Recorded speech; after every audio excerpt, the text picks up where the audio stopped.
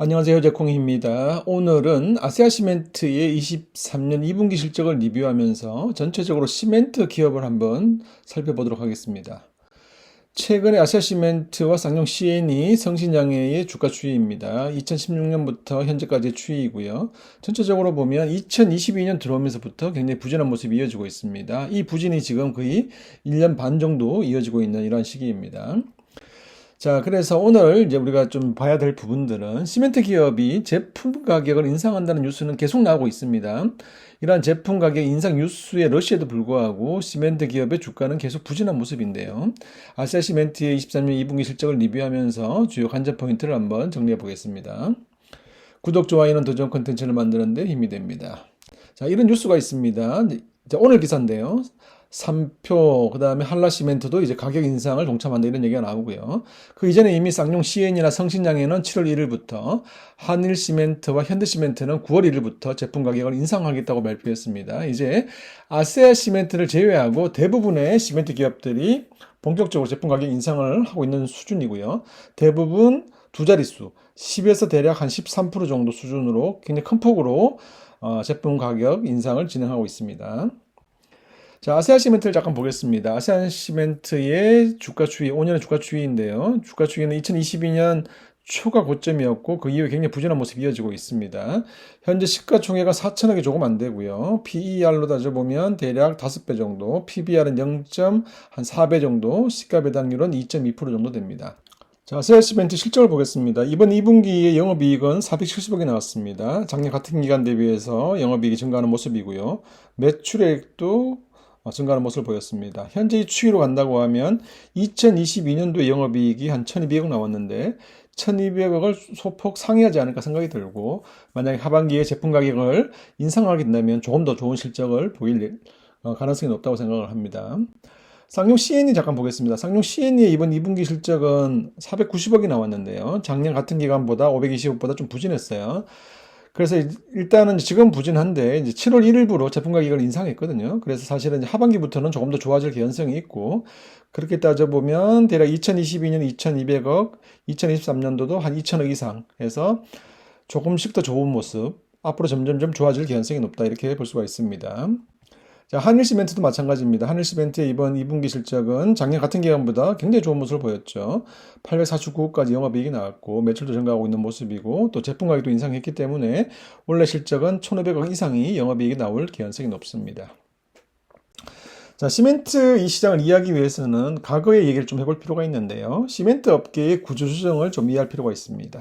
2014년 기준으로 보면 대표적인 내수 산업인 시멘트 기업들이 굉장히 많은 기업들이 있었어요. 쌍용양해, 동양시멘트, 한일시멘트, 성신양해, 라파잘라, 현대시멘트, 아세아시멘트까지 그죠?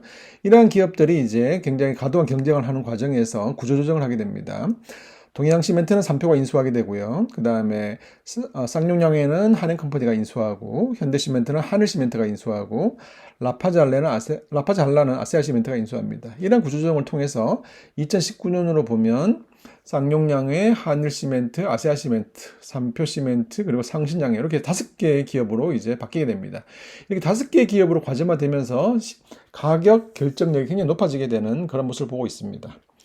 시장 흐름을 잘 이해하기 위해서는 과거의 지표를 펼쳐놓고 보는 건 굉장히 의미가 있어요. 2016년부터 한 2019년까지 보시면 전체적으로 시멘트 단가는 계속 옆으로 가는 모습입니다. 반면에 유연탄 가격은 들쭉날쭉했죠. 유연탄 가격의 변화에도 불구하고 시멘트 가격을 인상하지 못했어요. 그만큼 가격 협상력이 낮았다는 것이고요. 2020년 들어오면서부터 어느 정도 구조조정이 끝나고 난 다음부터 보면 이렇게 유연탄 가격의 상승분을 제품 가격 인상으로 연결하는 그런 모습을 보이고 있다. 그만큼 이제 과제마 이후에 가격 협상력이 커지는 모습을 보이고 있고, 이러한 부분들이 지금 제품 가격 인상으로 또 이어지고 있다. 이렇게 우리가 얘기할 수 있는 겁니다.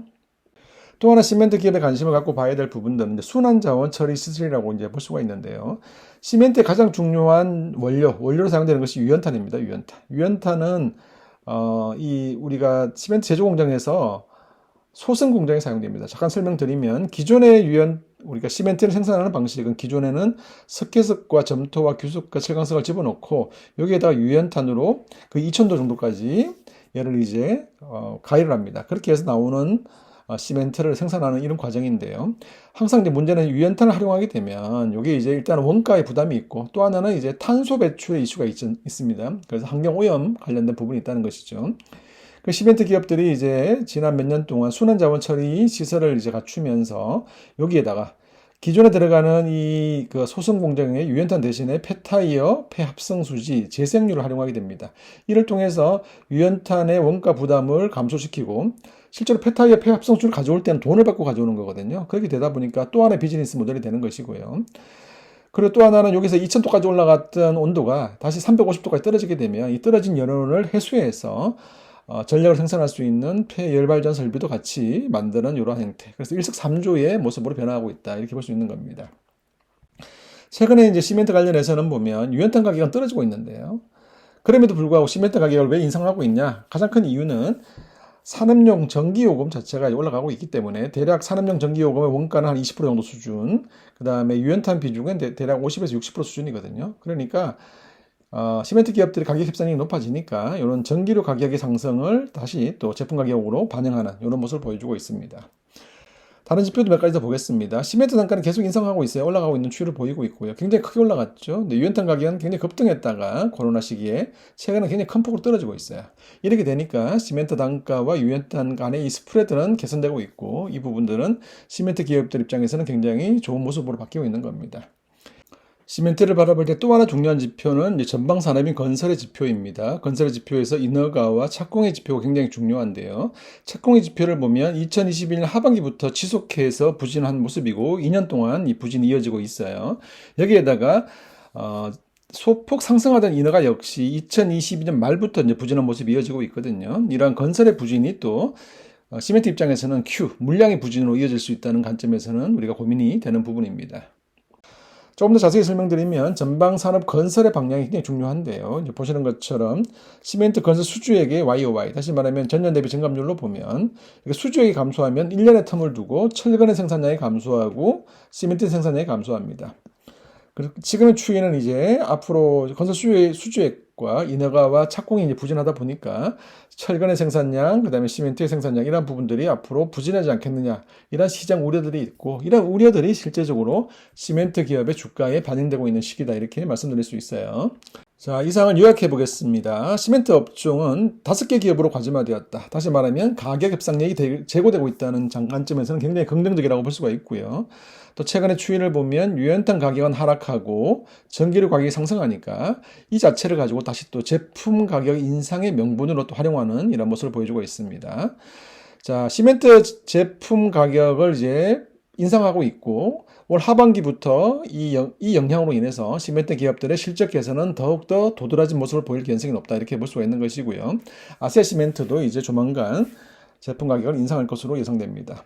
다만 우리가 하나 주의해야 될 것은 전방 산업인 건설이 부진하다는 겁니다. 인허가와 착공의 부진이 이어지고 있고요. 이러한 부진이 지속되게 되면 2, 3년 이후 공급 부족으로 이어질 가능성이 있다. 그러니까 건설, 주택의 공급 부족으로 이어질 가능성이 있고 이는 시멘트 Q에 영향을 줄 가능성이 있다는 겁니다. 지금 추이로 봤을 때는 어쨌든 건설 건자재를 통틀어서 봤을 때 가장 실적이 좋아질 수 있는 업종을 뽑는다고 하면 시멘트 기업이라고 볼 수가 있고요. 그런 이 관점에서 최근에 시멘트 기업들의 제품 가격 인상, 실적에 대한 방향 이런 것들은 우리가 관심을 갖고 볼 필요가 있겠다 이렇게 말씀을 드립니다.